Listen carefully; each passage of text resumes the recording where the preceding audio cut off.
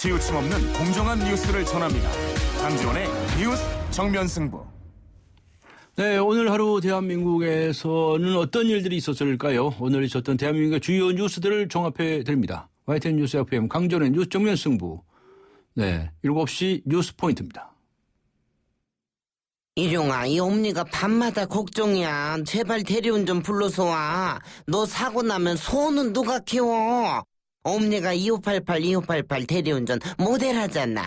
2588 불러? 좌우로 정렬 2588 차우가 같네, 차우가 같아. 2588 여보 컨덴싱 보일러로 바꿨더니 가스비가 정말. 그래, 가스비만 줄어도 저렇게 좋아하던 때가 있었지. 국내 최초 전기까지 만들어주는 콘덴싱 전기발전 보일러. 컨덴싱 보일러 여기까지 왔다.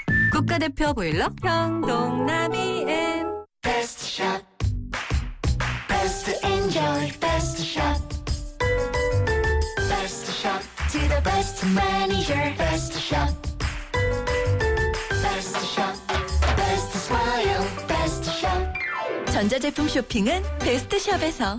best shot.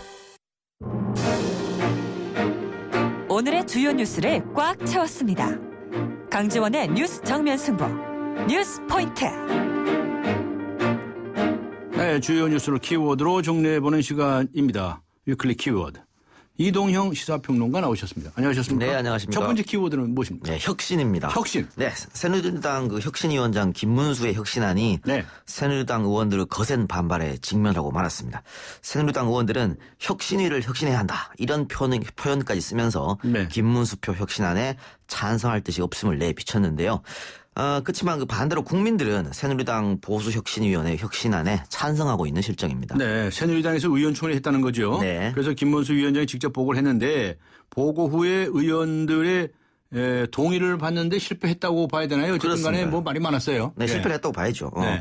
혁신안 그 의원총회 보고가 되고 여기서 추인을 받으면 이제 최고위원회에 올라간 뒤에 야당과 합의를 거쳐서 입법 형태로 가는 것이거든요. 네. 그러나 의총에서 당론으로 결의를 하지 못했기 때문에 혁신위의 혁신안이 어떻게 될지는 좀 더 지켜봐야 할 것으로 보입니다. 혁신위가 몇 가지 사안을 수정할 수도 있고 네. 아니면 뭐 지도부가 원안을 그대로 강행할 수도 있고 여러 가지 추측이 지금 나오고 있는 상황입니다. 혁신안이 내놓은 안들이 구체적으로 어떤 것들입니까? 네, 그 내년 국회의원들의 세비를 동결. 이건 뭐 이미 국회 운영에서 통과됐는데. 네, 또 불체포 특권 포기, 네. 체포동의안 관련 국회법 개정, 출판 기념회 전면 금지, 국회의원 세비 혁신, 일 하지 않으면 임금 주지 않겠다는 얘기죠. 문노동 부임금. 네. 국회의원 겸직은 명예직만 허용, 선거구 획정은 중앙선관위에서 일임, 이런 것들인데요. 네. 한마디로 이야기하면 국회의원 특권 내려놓기라고 볼 수 있겠습니다. 네. 그러나 이제 국회의원들의 그 직접 이해관계가 걸린 것들이기 때문에 의원들이 이렇게 반발하는 것 같은데요. 쉽게 말씀드리면 밥그릇 뺏기기 싫다라는 뜻일 수도 있겠죠. 그러니까 혁신, 개혁이라고 하는 게 그만큼 힘든 것이라는 걸 나타내주는 거고요. 네. 또 하나 그 의원들이 반발한 이유를 분석하면 결국은 공천 문제 때문에 새누리당 의원들이 이렇게 반발했다라고 하는 이야기도 있습니다. 공천 문제 때문에. 네. 그러니까 혁신위원회와 의원들이 가장 세게 부딪힐 부분은 결국은 이제 나중에 있을 공천 개혁이죠. 예. 공천에 관한 것이 혁신위의 가장 큰 화두인데 혁신위의 첫 번째 안건부터 무조건 추인을 해주면 나중 공천 문제가 불거질 때 의원들이 제 목소리를 내기 힘든다고 그렇게 본 것이죠. 네. 그러니까 처음부터 혁신위의 힘을 뺄 필요가 있다, 호락호락하지 않겠다라는 것을 김문수 혁신위에게 보여준 것이라는 그런 이야기입니다. 그 반대했던 의원들의 얘기를 직접 들어보면은요, 이 안에 대해서 뭐 개별적으로 다 반대한다는 것은 아니고, 네. 이보다 더 중요한 보수 혁신의 과제가 있는데 왜 이렇게 작은 문제부터 들고 나오느냐, 뭐 이런 식의 이유를 대신 분이 많이 있더라고요. 네. 자, 그런데 이 문무합작이라는 말이 있지 않았습니까? 네. 김무성 대표의 무죄하고 김문수 전 지사의 문자를 합쳐가지고 문무합작이다 이런 말이 있었는데 이래가지고 이제 문무합작이 잘 되는 겁니까? 이거 안 되는 겁니까? 이게 첫 번째 암부터 이제 암초를 만났으니까. 예. 글쎄 뭐 그 지금 그 김문수 전 지사가 혁신위를 사퇴할 수 있다 이런 이야기도 나오고 있거든요. 네. 근데 그 김문수 혁신위원장의 목표는 결국은 대권 아니겠습니까? 네. 그러니까 대선에 나가려면 그 새누리당에서 먼저 예선 통과를 해야 되는데 의원들과 그 대립 관계 유지해가지고 좋을 것은 없어 보이거든요. 그렇기 때문에 그 사퇴까지는 가지 않을 것으로 보이는데요. 다만 그 동력은 상당히 떨어질 것으로 생각됩니다. 결국 그 새누리당 지도부에서 김문수 혁신위원회에 힘을 실어주느냐, 그렇지 않으면 관망하고 있을 것이냐, 이것이 이제 앞으로 혁신위 행보에 상당한 영향을 미칠 것으로 보여집니다. 뭐 두 번째, 세 번째 뭐 혁신안을 또 내놓겠다고 합니다. 기다려봐야죠. 네. 예. 자, 두 번째 키워드는 무엇입니까? 네, 독도입니다. 독도. 예, 이명박 정부 때부터 추진되어 오던 독도 입도 지원센터가 백지화되었고 네. 이 문제로 정홍원 국무총리가 사과까지 했지 않습니까? 예. 저번 주에 저희가 잠깐 언급해드렸는데요. 예, 예. 그런데 갑자기 이주영 해양수산부 장관이 독도 입도 지원센터는 백지화한 것은 아니고 몇 가지 문제를 검토해서 추진하도록 하겠다 이런 입장을 밝혔습니다. 네. 국무총리는 하지 않겠다고 말하고 장관은 하겠다고 하고 같은 나라 같은 정부의 총리고 장관인데 입장이 이렇게 다르니까 국민들이 지금 심히 헷갈리고 있는 상황입니다. 네, 백지화했다는 얘기가 나왔을 때 일본에서 자기들 외교가 성공했다고 자화자찬하고 난리를 그렇지. 폈어요. 네. 그래서 그런 게 아닌가 하는 그 짐작도 가는데 이거 이렇게 입장을 바꾼 이유가 뭐랍니까 실제로? 그렇지. 방금 말씀하신 것처럼 그 예. 스가 요시히데 일본 감방장관이 예. 그 독도 영유권을 주장해온 외교의 성과다. 네. 그 한국이 취소한 거는 이렇게 아. 자평했거든요. 네. 그러니까 정홍원 국무총리는 외교적 영향이 없었다 이렇게 말한 것과 배치되는 부분이죠. 또 이런 것하고 또 국민 여론이 지금 좋지 않습니다. 네. 우리 국민에게 그 독도는 단순한 그 그냥 뭐 섬이 아니지 않습니까? 뭐 민족의 개념까지 포함되어 있는 곳인데. 네. 그러니까 정부가 일본 눈치를 보면서 입도 지원 센터를 취소한 거 아니냐. 여기에 지금 국민들이 분노를 표시를 했죠. 네. 그러자 정부가 입장을 바꾼 것이 아니냐. 이런 이야기가 나오고 있는 실정입니다. 독도지원센터가 이게 이명박 정부 때부터 추진해 온 거 아닙니까? 네. 예. 그런데 뭐 두 차례에 걸쳐서 그냥 안 한다 이렇게 자꾸 나가는 건데 네. 이게 일본 눈치 보는 거냐 뭐냐. 네. 뭐 그렇죠. 이런 얘기가 나옵니다. 행정 실패냐 아니냐. 그렇죠. 그렇죠? 예. 그러니까 그 애초에 이게 계획될 때부터 논란이 많았습니다. 찬반이 많았죠. 그런데 네. 이명박 정부가 밀어붙였고 실익이 없다고 판단되니까 이번 정부에서 취소를 했던 거거든요. 그런데 며칠 만에 입장을 또 바꿨으니까 네. 과연 정부 내에서 충분한 논의가 있었는지 의심되는 부분이죠. 이것이. 그러니까 네. 졸속으로 행정을 처리한 게 아니냐 이런 비판은 당연히 따라올 수밖에 없는 상황입니다. 사실 이게 분쟁 지역화하고 시끄럽고 하면 말이죠. 덧보는 건 일본밖에 없어요. 그렇죠. 우리는 뭐 다 우리가 지배하고 있는데 말이죠. 그렇죠? 실효로 우리가 지금 지배를 하고 있으니까 네. 괜히 뭐 긁어부스를 만들 필요 없다 이런 주장도 사실은 있죠. 예, 그런데 이 일본에서는 말이죠. 이걸 자꾸 시끄럽게 하기 위해서 가수 이승철 씨까지 저 일본에 못 들어오게 하는 세상에 비행기 타고 가지 않았어요? 가지 그렇습니다. 않았습니까? 예. 비행기까지 가서 4시간씩이나 붙들어 뒀다가 말이죠. 그런 법이 어디가 있습니까, 세상에? 예, 그러니까 이승철 씨가 그 지난 8월 예. 탈북 합창단과 더불어서 독도를 방문해 통일 노래를 불렀죠. 그날이라는 곡이었는데 이후에 이제 이번에 일본에 방문했는데 뚜렷한 이유 없이 입국을 불허받은 겁니다. 억류 때 이승철 씨가 부당한 처사를 문제 삼겠다 이렇게 강경한 입장을 보이자 일본 출입국 사무소 직원이 이승철 씨에게 와가지고 독도 관련 언급은 하지 않고 20여 년 전 대마초 흡연 사실을 따로 거론했다고 하는데 네. 그러니까 대마초를 피운 경력이 있기 때문에 입국이 안 된다고 했다는 거죠. 근데 이것은 좀 말이 안 되는 것이 네. 이승철 씨는 대마초 사건 이후에 일본에 15차례나 입국하면서 한 번도 제재를 받은 적이 없거든요. 네. 그러니까 이번에 제재를 받았으니까 이상한 거고 일본에 이런 논리라면 뭐 미국의 부시 대통령이나 오바마 대통령도 과거에 다 대마초를 한 경험이 있는데 그분들도 그러면 뭐 못 들어가는 겁니까 일본에? 네. 그러니까 일본 당국의 변명이 아주 궁색하게 들릴 수밖에 없는 겁니다. 그렇죠. 우리 정부가 이제 항의를 하긴 했는데 더 이제 지켜봐야 되겠습니다. 네. 오늘 말씀 감사합니다. 네, 수고하셨습니다. 고맙습니다. 네, 지금까지 시사평론가 이동형 씨와 함께 했습니다.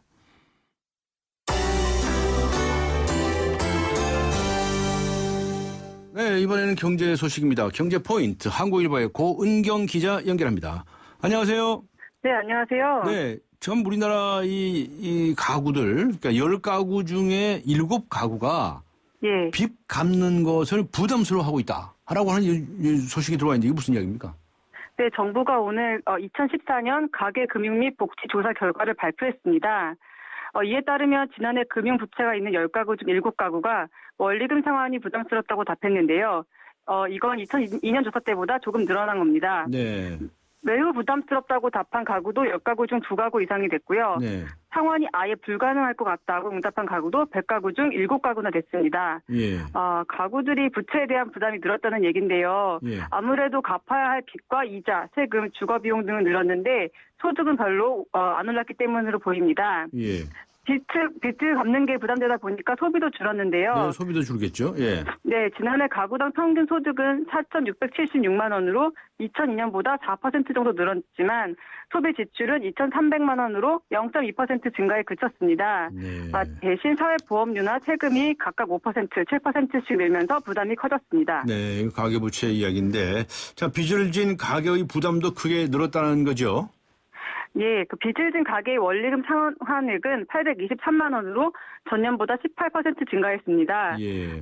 처분 가능 소득에서 원리금 상환액이 차지하는 비율도 전년 19%에서 21%로 늘었고요. 예. 특히 그 소득 수준 하위 20%, 그 저소득층과 자영업자들의 부담이 커졌다고 합니다. 네. 3월 말 기준 가구의 평균 부채는 약 6천만 원이고요. 이 가운데 금융부채가 4천만 원, 임대보증금이 약 2천만 원이었습니다. 예. 특히 그 30대 미만 가구주의 부채가 1,588만 원으로 1년간 11%, 30대는 5,235만 원으로 7%나 급증했는데요. 60세 이상 가구 대출 역시 4% 증가했습니다. 이는 취업을 제대로 하지 못했거나 육아 등으로 씀씀이가 커지는 청장년층 네. 그리고 은퇴 이후 소득을 확보하지 못한 노년층이 갈수록 빚으로 생계를 꾸리고 있다는 의미로 풀이할 수 있습니다. 그렇군요. 이 부의 편중 문제도 심각하다는 소식이 있는데요.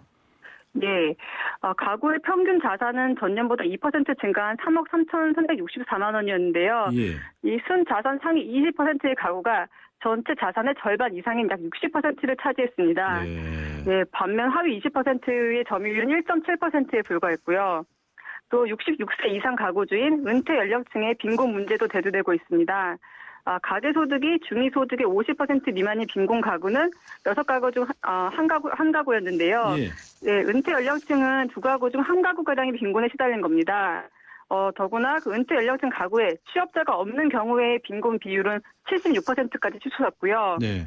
이거는 가구주들이 은퇴 연령을 66세로 예상한 것과 달리 실제 은퇴 연령이 61세로 격차가 큰 것도 그 노후 생활 취업 요인으로 작용한 것으로 보입니다. 네. 또 1인 가구의 빈곤 비율도 53%로 전년보다 다소 높아졌습니다. 그렇군요.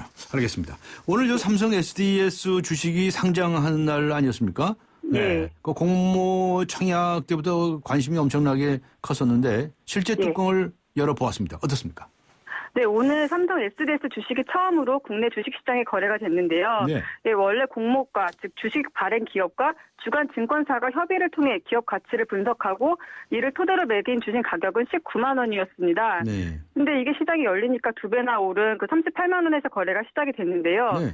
예, 실제 시장에서 주식 가격을 굉장히 높게 불렀다는 겁니다. 그런데 장 초반부터 가격이 떨어지기 시작했습니다. 아하. 기존에 삼성 SDS 주식을 갖고 있던 사람들이 주식을 많이 판 겁니다. 왜냐하면 기존에는 저렴하게 주식을 갖고 있었는데 이 가격이 너무 높게 나오다 보니까 얼른 팔아서 차익을 실현하는 게 도움이 된다고 판단한 겁니다. 네. 그러다 보니 가격이 떨어져서 38만 원에 시작했다가 52,500원이 떨어진 32만 7,500원의 장이 마감됐습니다. 아마 투자자분들 입장에서는 생각보다는 실망스러웠을 수도 있을 것 같습니다. 네. 앞으로 어떻게 될지 주가 동향을 더 지켜봐야 되겠군요. 알겠습니다. 네. 고맙습니다. 수고하셨습니다. 네, 감사합니다. 네, 한국일보의 고은경 기자와 함께한 경제 소식이었습니다.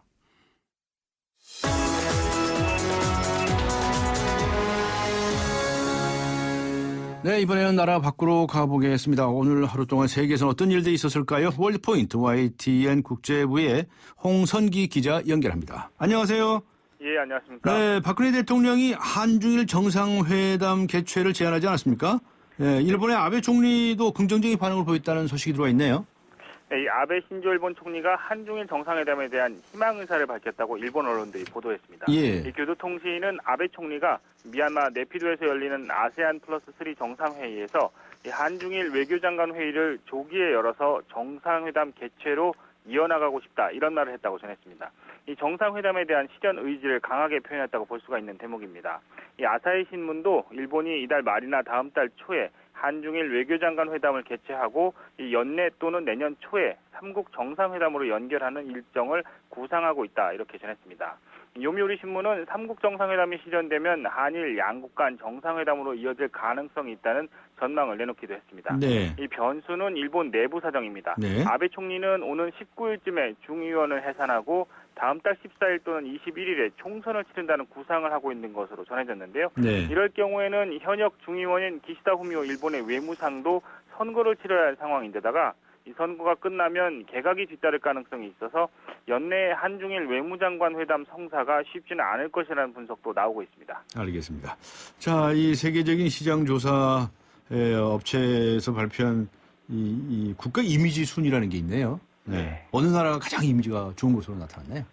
네, 올해 전 세계에서 가장 국가 이미지가 좋은 나라는 독일인 것으로 나타났습니다. 네. 예, 이 세계적인 시장조사 전문업체인 GfK가 주요 50개국을 대상으로 올해 국가 브랜드 지수를 조사한 결과인데요. 이 독일이 지난 2009년부터 5년 연속 1위를 지켜온 미국을 제치고 올해 정상에 올랐습니다. 이 독일과 미국에 이어서 영국이 3위를 차지했고 네. 프랑스와 캐나다 그리고 일본이 그 뒤를 이었습니다. 그러면 우리나라는 몇 위입니까? 네. 이 우리나라는 상품 신뢰도를 반영하는 수출 범주에서는 13위에 올랐지만 네. 전체 순위는 지난해와 같은 27위에 머물렀습니다. 27위. 예, 그렇습니다. 이번 조사는 정부 신뢰도와 문화력 그리고 관광 선호도와 국민 친근감과 같은 20여 개 분야에 대해서 평가가 이루어졌는데요. 네. 다국적 패널 2만여 명이 참여를 했습니다. 아무래도 독일이 올해 열린 브라질 월드컵 우승에 힘입어서 스포츠 성취 분야에서 높은 점수를 얻은 것이 1위에 오른 배경으로 꼽히고 있습니다. 네. 프란시스코 교황이 아주 친서민적인 행보를 보여서 많은 관심을 받아오지 않았습니까? 네. 이번에는 성 베드로 광장에 노숙자들을 위한 샤워실을 만들어라 이렇게 지시를 했다고요? 네, 그렇습니다. 이 가난하고 힘든 사람들, 이 빈자의 친구로 불리죠. 이 프란치스코 교황이 이번에는 노숙자들을 위한 샤워장 설치를 주문했습니다. 네. 이 프란치스코 교황은 성 베드로 광장에 있는 공중 화장실에 노숙자들이 샤워를 할 수 있는 시설을 갖추라고 지시했는데요. 이 배경은 이렇습니다. 이 프란치스코 교황이 50세 생일을 맞은 노숙자를 저녁 식사에 초대했는데 이 노숙자가 거절한 겁니다. 네. 이유를 물어보니까 이 노숙자 스스로 몸에서 냄새가 나기 때문에 교황을 아련할 수 없다며 거절한 건데요. 예. 이 바티칸의 사회복지 책임자인 콘라드 크라이프스키 주교로부터 이 같은 소식을 전해들은 프란치스코 교황이 성 베드로 광장에 노숙자들을 위한 샤워장 건설이란 주문을 내리게 된 겁니다. 네. 이 교황과의 저녁 식사를 거절한 노숙자는 바티칸 사회복지 책임 주교와 로마 시내 중국 음식점에서 저녁 식사를 한 것으로 전해졌는데요. 네. 이 자리에서 노숙자가 로마 시내에서 노숙자들에게 먹을 것은 문제가 되지 않지만 씻을 장소를 찾는 게 가장 어렵다고 말했다고 합니다. 네. 이 바티칸은 이에 따라서 17일부터 성 베드로 광장 공중 화장실에 노숙자를 위한 샤워 시설 설치 공사를 시작할 예정입니다. 네. 우리나라 노숙자분들도 마찬가지죠. 네. 수고하셨습니다. 고맙습니다. 네. 네. 지금까지 YTN 국제부의 홍선기 기자였습니다.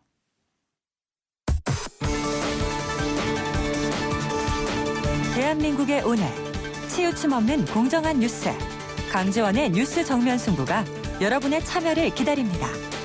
짧은 문자 50원, 긴 문자 100원에 휴대전화 메시지 샵 0945와 YTN 라디오 어플리케이션 예스 게시판에 소중한 의견을 남겨주세요. 참여해주신 분들 중 추첨을 통해 정통 시사주간지 주간경향, 아시아 전문 월간지 매거진앤 구독권을 드립니다. 뉴스 정면 승부는 여러분의 참여로 완성됩니다. 대한민국의 오늘 강지원의 뉴스 정면 승부.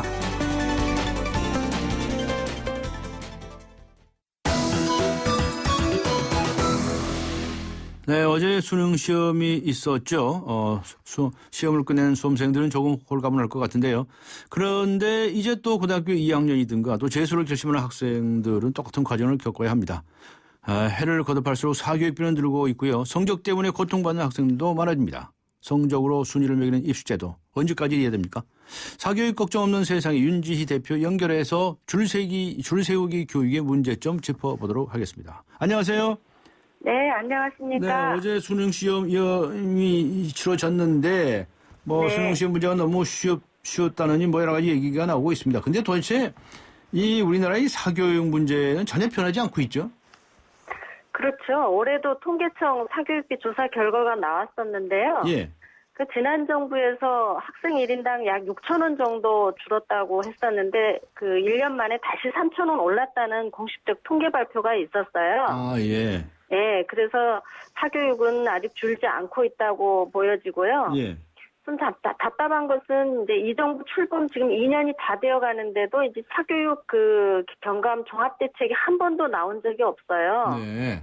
예, 그래서 좀 문제라고 생각합니다. 네, 사교육의 을 줄이고 공교육을 정상화하고 뭐 여러 가지 조치가 필요할 것 같은데 전에 그저 선행학습 금지법을 만들자고 추진하시고 결국 그거에 통과되지 않았습니까? 근데 그게 좀 성과가 있었습니까? 그 이후에?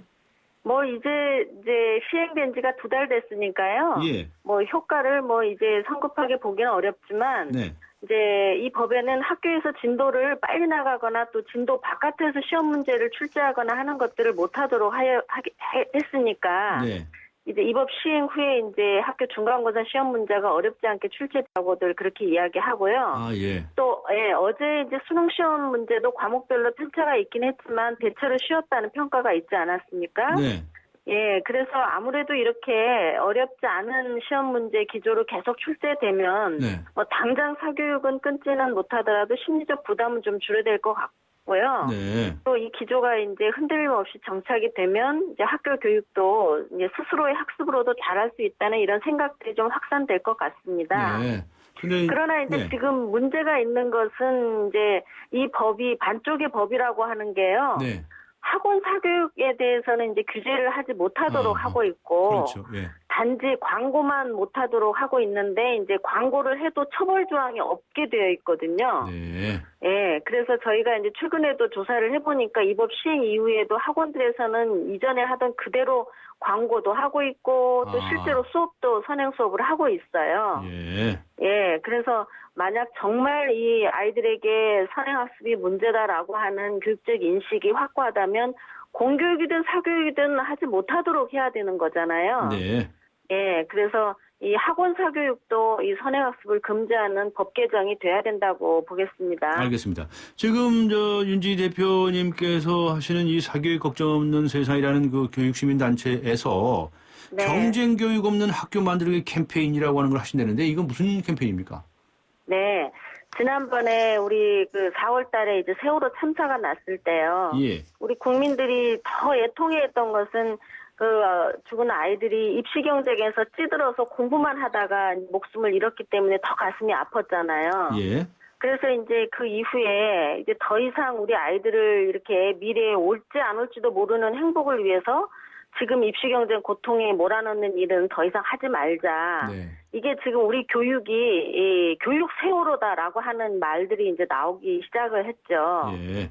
예, 그래서 이제 우리가 그 사회 각 영역에서 근본부터 바로잡자라고 했을 때 우리 교육에서는 정말 그저 우리 학교가 성적 우수자만을 만들고 또 이들만을 위한 학교가 되어 있는 것 이것만은 고쳐야겠다. 이제 이렇게 생각을 해서 이 줄 세우기 없는 학교 만들기 캠페인을 하게 된 것입니다. 네, 무조건 점수 순위 경쟁 이걸 가지고 줄 세우는 그런 교육을 해서는 안 되겠다 이런 말씀이시죠. 여러 가지 사례도 조사하시고 뭐 신고도 받으셨다는데요. 어떤 사례들이 있습니까? 저희가 이번에 전국의 한 20개 지역을 방문해서 그 부모들과 또 교사 간담회를 하면서 실태를 파악해 봤는데요. 아, 예. 저희가 이제 상황이 심각하니까 이 운동을 시작을 했지만 정말 상상 이상을 초월을 했어요. 조사해 보시니까 더 심각하더라고요. 예. 그 대표적으로는 이 지방의 고교들이 이제 기숙사를 운영하는데 거의 모든 기숙사들이 성적 순으로 입사를 시키고 있어서 그 통학거리가 먼 아이들은 오히려 못 들어오고 성적 때문에 예, 오히려 뭐 가까운 아이들이 들어갈 수 있는 이런 구조로 되어 있고 또 성적이 떨어지면 바로 퇴실시키는 뭐 이런 것들도 있었고요. 기숙사 운영을 그런 식으로 하고 있다. 기숙사라는 것은 그렇게 운영돼야 할 것이 아니고 방금 말씀하신 것처럼 좀 먼 거리에 있는 에서 다니는 학생이라든가 그런 학생들한테 줘야 된다 이런 말씀이신가요?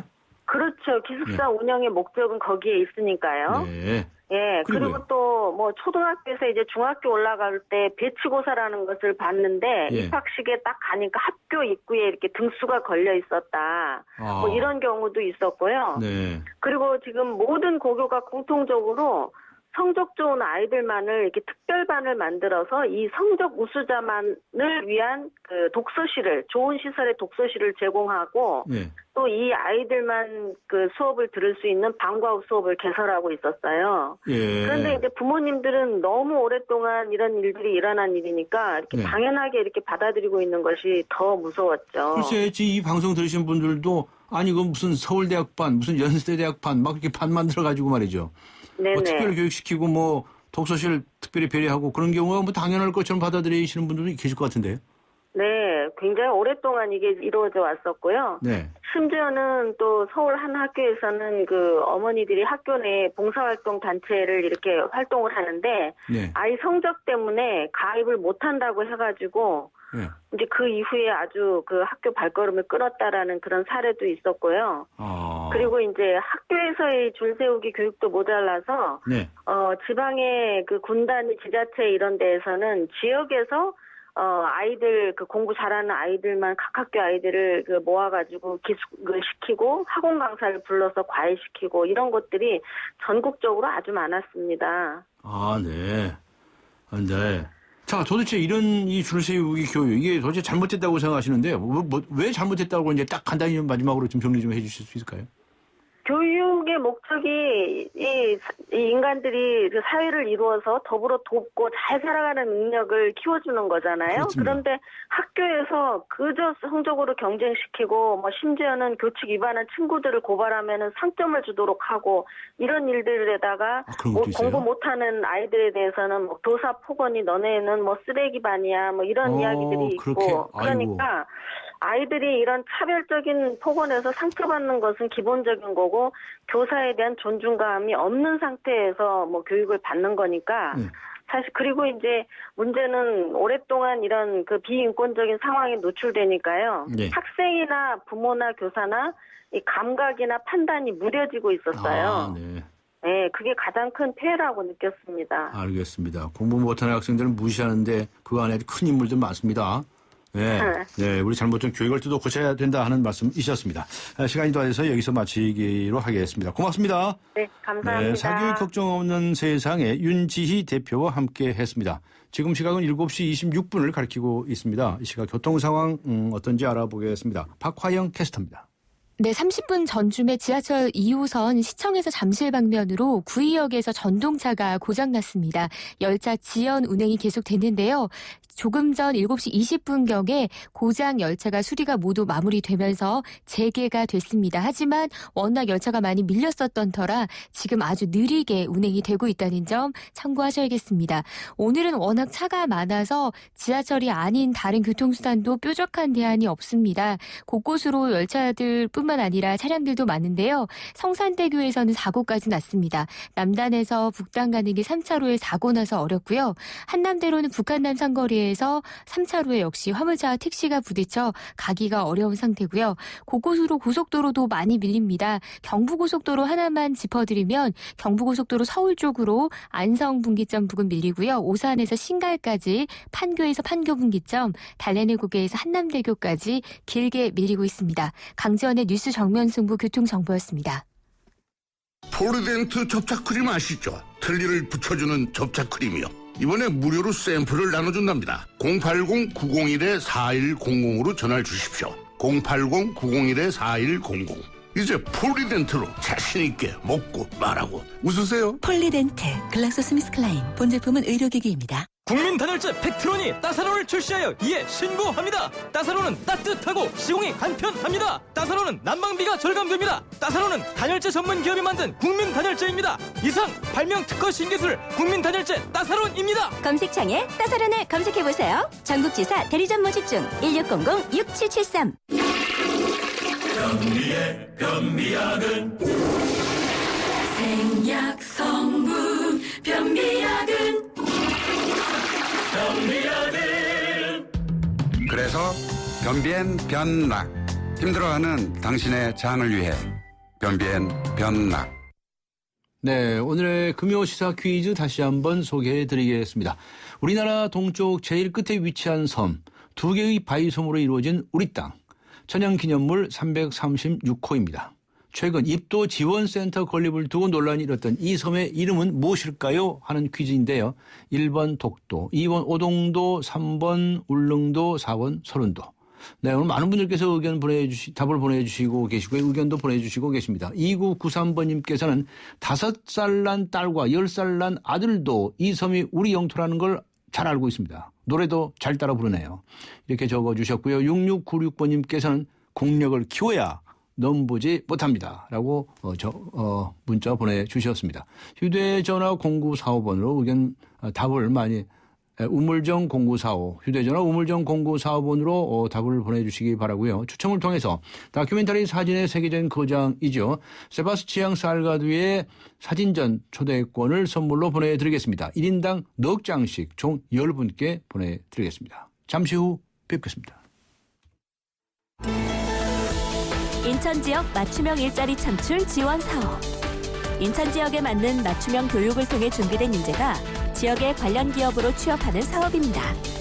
취업 희망자는 채용 희망 기업이 원하는 기술이나 지식을 배울 수 있어서 좋고, 채용 희망 기업은 기업이 원하는 능력을 갖춘 취업 희망자를 뽑을 수 있어서 좋은 인천 지역 맞춤 일자리 창출 지원 사업. 자세한 사항은 인터넷 홈페이지 injob.or.kr에서 확인하실 수 있습니다. 이 캠페인은 고용노동부, 인천광역시, 사단법인 인천벤처기업협회와 함께합니다. 서양 고전음악을 완성시킨 천재 작곡가 악성 베토벤. 그의 음악적 잠재력을 일깨워준 사람은 스승인 크리스티안 네페 선생님이었습니다. 네페 선생님은 지루한 이론과 반복적인 연습을 강요하지 않았습니다. 이탈리아와 프랑스, 독일의 유명한 오페라를 감상할 기회를 마련했고, 어린 베토벤이 음악에 대해 더 깊이 느끼고 생각할 수 있도록 이끌었습니다. 가르치는 것이 아니라 깨우치는 교육, 아이들의 잠재력을 활짝 꽃피우는 우리 교육의 희망입니다.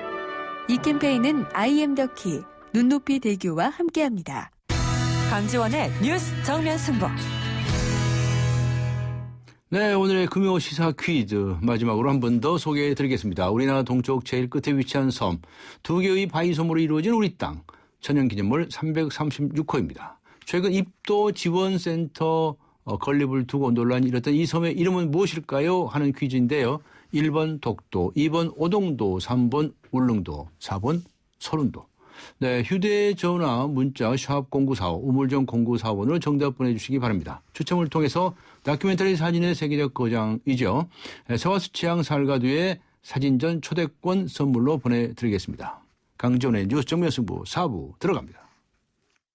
경기도 이천하면 쌀, 도자기, 이제 푸르지오도 기억하세요. 첨단 반도체, 우수한 교육 환경과 푸르지오의 만남. 이천 설봉 3차 푸르지오. 이천에 산다면 역시 푸르지오죠. 11월에 만나세요. 1899-2603 푸르지오.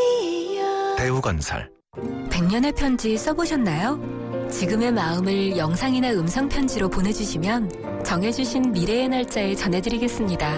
10년이 걸리든 20년이 걸리든 꼭 전해드리겠습니다. 변치 않는 마음을 전하는 SK텔레콤 100년의 편지.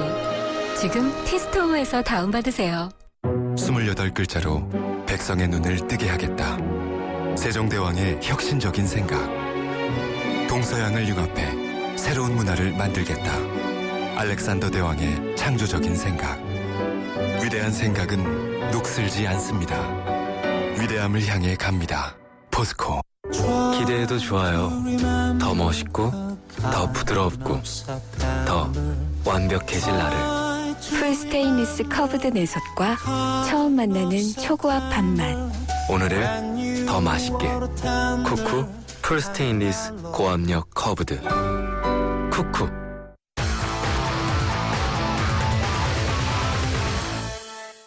네, 뉴스 정면 승부 4부 스포츠 소식입니다. 오늘 하루 스포츠에서 어떤 일들이 있었을까요? 중앙일보의 박린 기자 연결합니다. 안녕하세요. 네, 안녕하세요. 김자인 선수 만나보셨다면서요? 네, 김자인 선수 암벽 여제라고 불리는데요. 암벽 여제. 예. 네, 맞습니다. 한국 스포츠 클라이밍 간판 김자인은 그냥 지난 9월에 한국 최초로 세계선수권 리드 부분 우승을 차지했고요. 네. 올 시즌 월드컵과 세계 랭킹 1위 선수인데요. 어제 월드컵 최종전 열리는 슬로베니아로 떠나기 전에 김자인 선수를 만나고 왔습니다. 네, 김자인 선수의 그 이름이 좀 특이한데요. 숨은 뜻이 있다면서요? 네, 맞습니다. 고향 산악용맹 출신 아버지가 등산용 로프인 자일의 자, 그리고 북한산 봉우리인 인수봉의 인을 따서 자인이라는 이름을 지어줬는데요. 자일의 자자하고 인수봉의 인자하고요. 네, 맞습니다. 자인이. 네. 예. 김자인은 초등학교 6학년 때 클라이머인 두 오빠들을 따라서 시작했고요. 예. 처음에는 고소공포증 탓에 중간에 매달려서 엉엉 울기도 했는데, 예. 계속 하다 보니 두려움이 사라졌고 그 암벽과 자신이 하나가 되는 느낌이 좋아서 흠뻑 빠졌다고 합니다. 네. 그런데 그 김자인 선수가 체구는 작은 편 아닌가요? 아, 네, 맞습니다. 그 키가 153cm고 몸무게가 41kg인데요. 아, 예. 네, 그 체중 조절을 위해서 하루에 한 끼만 먹는다고 하고요. 네. 그리고 키 큰 선수들은 한 번에 그 홀드를 잡는데 본인은 다리를 뻗어도 닿지 않아서 점프를 하고요. 네. 그리고 신발도 발크기보다 20mm나 작은 205mm를 신는데요. 예. 그 발가락이 휘어질 정도인데 그 발에 힘이 모으기 쉽기 때문이라고 합니다. 그리고 홀드를 수없이 잡다 보니까 그 지문이 사라졌다 생겼다 반복하는데 일상생활에서 종종 지문 인식이 안 될 때도 있다고 하네요. 아, 그래요? 네. 네. 우리 이 김자인 선수를 가리켜서 프랑스의 한 해설위원이 암벽 위에 발레리나라고 표현을 했다는데 참 극찬인 것 같은데요. 아, 네, 맞습니다. 그 작은 키로 암벽 위를 사뿐사뿐 날아다니는 모습이 그 발레리나를 연상케 한다는 뜻인데요. 그 김자인은 거미소녀, 그 암벽 여제보다 그 암벽 위에 발레리나라는 별명이 가장 좋다고 합니다. 그 클라이밍은 발레처럼 리듬을 타야 하고 네. 아름답고 그 섬세한 동작도 많기 때문이라고 합니다. 네. 자, 우리가 이제 이 김자인 선수의 주종목이 리드라고 알고 있지 않습니까? 이게 스포츠 네, 클라이밍의 그 종목이죠.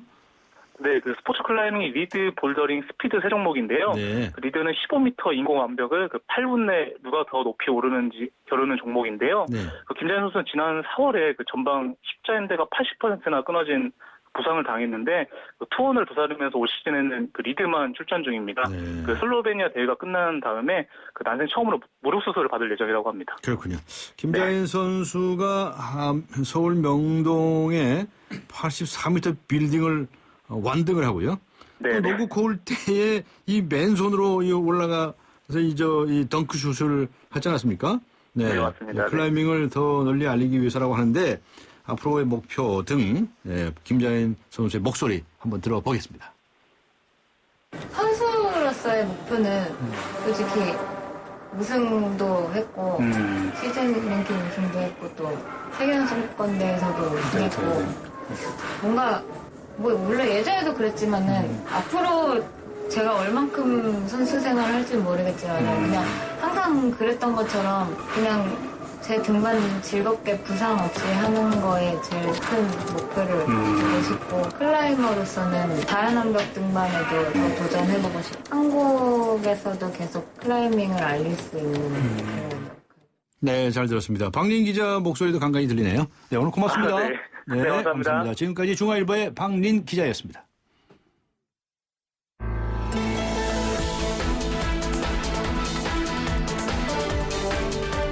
세상을 바꾸는 정면 승부. 네, 어제 수능 시험이 있었죠. 올해도 어김없이 시험장 밖에서는 어머니들의 정성 어린 기도, 후배들의 패기 넘치는 응원이 넘쳤습니다. 매년 이맘때면 뉴스지면을 화려하게 장식하는 수능 소식. 그만큼 수능 시험이 수험생들의 인생이 중요한 고비라는 뜻이기도 할 텐데요. 세상을 바꾸는 정면 승부. 오늘 역사 속으로 들어가 보겠습니다. 조선시대 수능시험이라고 할 수 있는 게 있을까요? 오늘 스튜디오에 한양대학교 동아시험 문제연구소의 전우영 교수 나오셨습니다. 안녕하셨습니까? 네, 안녕하십니까? 수능시험 하면은 그냥 학생들이 초긴장하죠. 그죠? 네. 그런데 과거 우리 역사 속에서 이 수능시험하고 좀 빗대어서 이렇게 생각할 만한 무슨 그런 비슷한 거 있을까요? 수능 시험하고 바로 빗대기는 어렵고요. 아, 예. 그건 이제 대학 입학 시험이니까. 네, 대학 입학 시험이죠. 거의 비슷한 거라면은 이제 조선시대 그 향시라고 불리는 생원지 인사시가 있었는데. 향시. 예, 요게 이제 붙어야 성균관 입학 자격을 줬으니까 그게 예. 있었는데 좀 크게 보자면 이걸 포함한 과거 시험 전체가 예. 본래는 이제 관리 임용 시험이지만 네. 사회가 이제 관직 중심 사회였다 보니까 예. 뭐 그게 이제 요즘의 수능 시험과 비슷한 정도의 사회적 열기를 좀 끌어올렸다. 뭐 그렇게 얘기할 수는 있을 것 같습니다. 네. 그런데 과거에 이제 과거 시험이다라고 하면 예. 요새 보는 무슨 여러 고시 공부, 예. 또 무슨 경찰 되기 위해서 예. 보는 무슨 고시도 있고, 예. 요새는 뭐 각 회사 들어가는 것도 무슨 고시라고 그러는데 언론 고시라고도 하고 말이죠. 언론 고시니 뭐 기자 고시니 이런 말도 예, 있죠. 그런 얘기도 하고, 예. 그런 과거하고 좀 연관도 되겠죠. 예, 예. 네, 그렇군요. 그래 어쨌든 간에 이 요즘 이 과거의 그 과거 제도가 많이 변해 오지 않았습니까? 네네. 어떤 변화가 있었습니까? 이렇게 시험을 봐서 사람을 뽑는 이제 선발하는 시초는 이미 신라 시대에 처음 있었던 걸로 좀 기록돼 있고요. 네. 이제 독서 상품과라고 해서 독서 상품과. 예.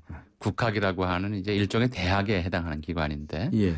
여기서 이제 졸업생을 선발할 때 책을 읽혀서 예. 등급을 나눠서 이제 관리로 채용하는 그런 제도가 좀 있었는데 예. 뭐 잘 아시다시피 신라 시대라고 하면은 이제 골품제 사회, 예. 신분의 구별이 워낙 엄격했기 때문에 예. 뭐 이런 것이 이제 그 유능한 관료를 뽑는데 큰 도움이 안 됐었고요. 아. 본격적으로 시행된 것은 이제 고려시대 광종 때 예. 송나라 사람 쌍기라고 하는 사람이 와가지고는 예. 이제 고려에 오래 머물면서 이제 과거제 사람을 선발하라고 건의를 하고 예. 그 건의에 따라 이제 시작한 것이 본격적으로 과거제가 시행된 유래가 되겠죠. 고려 시대 때부터 시작한. 예, 예, 예. 그렇군요. 그 이제 고려 시대 저희도 조선 시대로 또 이렇게 변해 왔겠죠? 그럼요. 예. 고려 시대는 이제 문과하고 잡과라고 하는 이제 두 가지 과거밖에 없었고요. 문과도 크게 보면 하나는 이제 유교 경전을 읽고 해석하는 명경과라고 하는 거 하고요. 그다음에 시, 부, 송, 책이라고 하는 이제 시 짓고 뭐 글 짓고 송책. 송책. 예, 주로 이제 문학 작품, 문학적인 글을 쓰는 거 하고 책이라고 하는 건 이제 시무책이라고 해서 예. 예를 들어 이제 요즘 발전 문제가 되고 이제 병영문화 개선이다라고 그러면 거기에 대한 의견을 제시하는 거예요. 정책. 그렇죠. 정책 의견 제시. 아이디어를 내라는 예, 얘기인가요? 예. 아. 그런 것들을 시험하는 제술과 이 두 가지가 있었어요. 네. 그런 건 문과는 없었고요. 그런 형태로 이제 시험이 치러지다가 조선 시대에 들어와서 이제 문무양과가 중심이 되고 조선 시대에 와서는 문무양과로. 예, 문무양과가 시행된 것이 조선 시대에 들어와서 그렇죠. 그렇군요. 예, 고려 시대는 문과가 없었고요. 네. 문무양과하고 나머지 이제 잡과라고 해서 잡과. 예. 뭐 변호사님 조금 기분 나쁘시겠습니다만 법률학, 율학이라고 그러고요. 예. 그다음에 역학, 이제 통역관들 양성하는 거, 역학, 예. 의학, 예. 그다음에 음양학, 천문계상학쯤 되겠죠. 이 네 개 과목에 대한 시험이 있었습니다. 예. 이 저 잡과라고 그러셨죠? 예, 예. 이 잡과는 주로 중인 계급들이 많이 응시했다는 거 아니겠습니까? 잡과 중인 계급이 응시했다기보다는 예, 예. 잡과 출신들의 이제 직급을 제한을 했고요. 아, 직급을 제한했다고요? 예, 직급이 높이 올라갈 수 없도록 제한을 했기 때문에 네.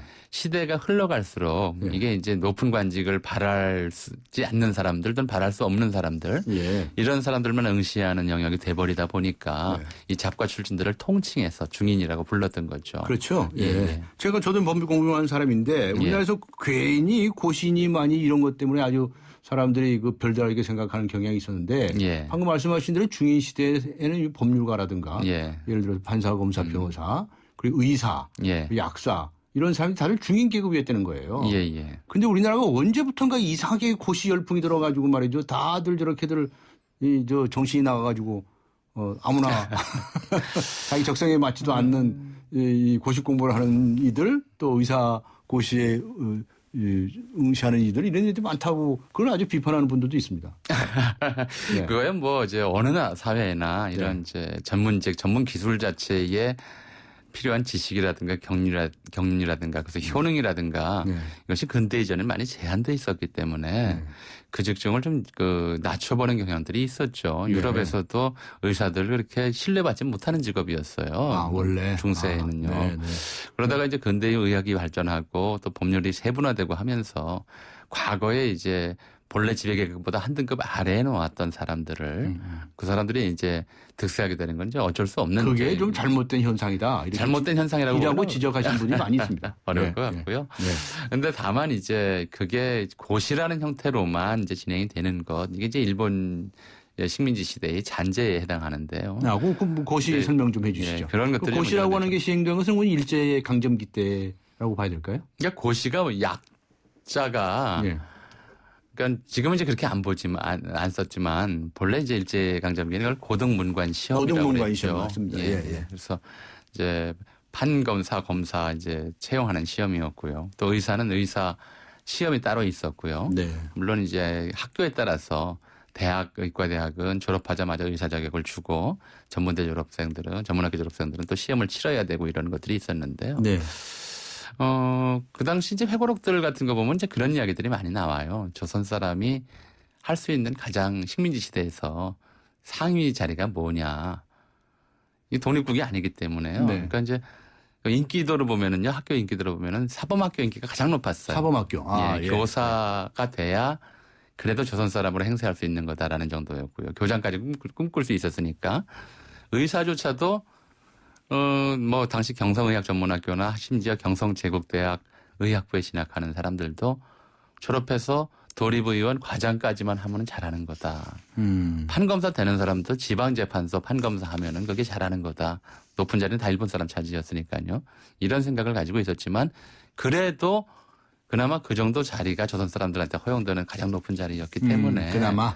그래서 고등문관 시험 열풍이 불었던 건데 그것도 처음부터 열풍이 있었던 건 아니에요. 네. 그러니까 1920년대까지만 해도 네.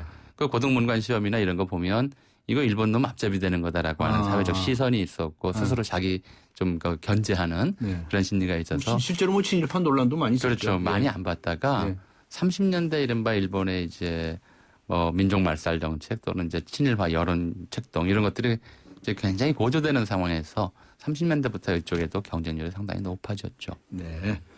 그 해방 이후에 광복 이후에 우리나라에서 고시 열풍이 온 것은 그 영향일 거다. 이렇게 이제 얘기하신 분도 있더군요. 예. 자, 그런데 이 조선시대에 우리가 지금 과거 이야기를 하다가 진행이 되어 왔는데요. 조선 후기에 들어가면서부터 이제 과거 제도가 문란해지기 시작했다라는 말도 있는데요. 그 좀 설명이 가능하시겠습니까? 그러니까 뭐 과거제 문란은 이제 여러 이유가 있어요. 근데 이제 문란의 양상만 좀 말씀을 드리면 정리화경이 경세유표에다가 다산정약용 선생이 뭐라고 썼냐면 이제 글씨 잘 쓰는 사람, 또 글 잘 쓰는 사람, 이런 사람하고 이제 뭐랄까요, 좀 종들을 데리고 과거장에 들어가서는 대리 시험 치고 그렇게 해서 이제 과거에 붙는 일들이 비일비재하다. 이거 대리 시험이 허용이 돼 있나요? 그러니까 이제 이 문제가 그런 거예요. 그러니까 대략 조선 임진왜란 끝나고 나서부터 이제 세도 가문 사람들이 관직을 이제 탐해서 세습하고 싶어 하는 거죠. 탐하는 것을 세습하고 싶어 해서 어떤 현상들이 나타나기 시작하냐면 처음에는 이제 과거 시험 문제에 논란을 부리기 시작해요. 시험 문제에 논란. 그렇죠. 그거 참 시험 부정 옛날부터 있었군요.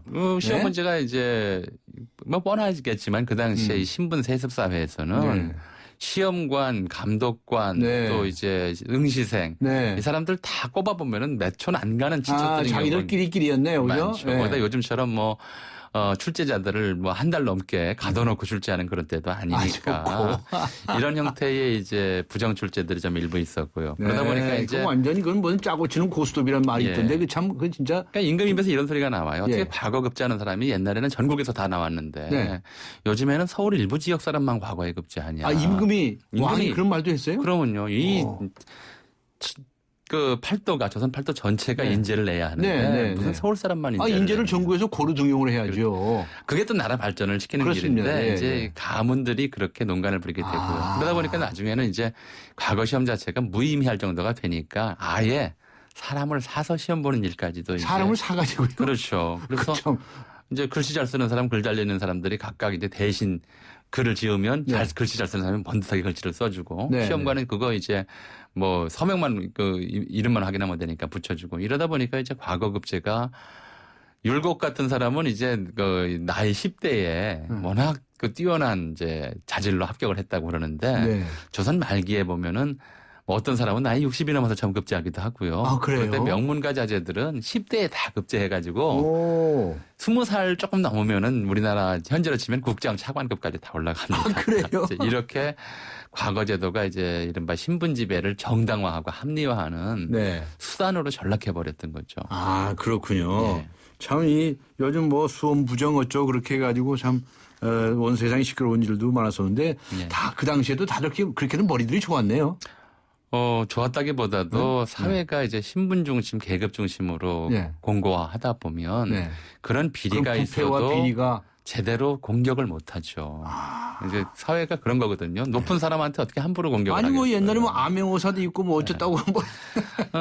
이게 영정조 때까지 이걸 개혁하려는 시도들이 참 많았어요. 근데 그 이유는 사실상 포기한 셈이 되는 거죠. 이 조선 후기에서는요? 예. 그러니까 우리 사회가 비판 기능을 가지려면 적어도 우리 법에서도 요즘 계속 나오잖아요. 유전무죄, 무전유죄니, 뭐 유권무죄, 무권유죄니 이런 현상이 하나의 관행이 되고 문화가 돼버리면 아까도 이제 어떤 분 인터뷰하실 때 요즘 사교육 문제에 대해서 굉장히 인권 침해적인 요소가 나오지만 사람들이 무기력하다고 그러잖아요. 네네네. 무기력해지는 다들 거죠. 체념하고 예. 의뢰 그러려니라고 의뢰 그러려니 넘어가게 예. 되니까 이제 이게 하나의 관행이 돼버렸던 거죠.